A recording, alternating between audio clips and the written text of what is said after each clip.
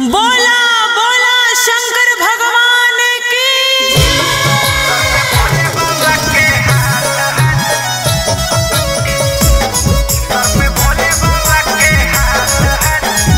Mix by Ankit अहिर।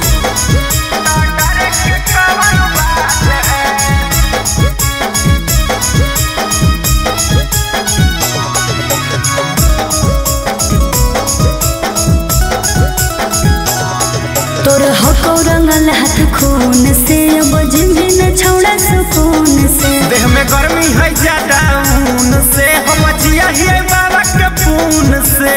अच्छा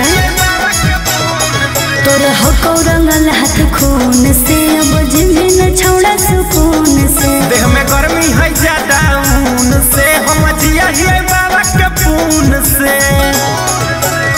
छोड़ दे गुंडा कर दे पगला तोरा समझात है।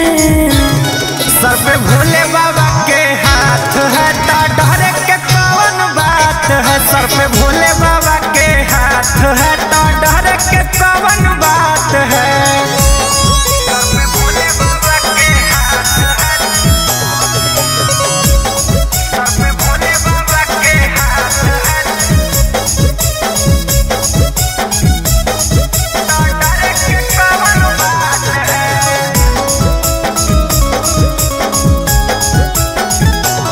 ज्यादा चले न तू बुताए छन भर में जेने बुताए समझ में नहीं बुझई हमरा अकेला के महादेव के चेला के।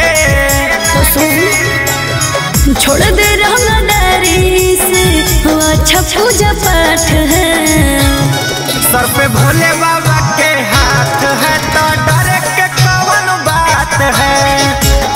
सर पे भोले बाबा के हाथ है तो डरे के कौन बात है। सर पे भोले बाबा के हाथ है। सर पे भोले बाबा के हाथ है तो डरे के कौन बात है।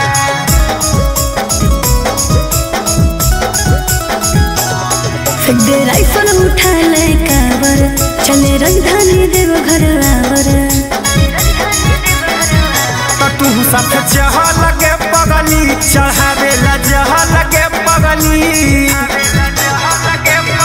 फेंक दे से कसार कुंदान टाइम पर कोई नहीं साथ है। सर पे भोले बाबा के हाथ है तो डरे के कौन बात है। सर पे भोले बाबा के हाथ है तो डरे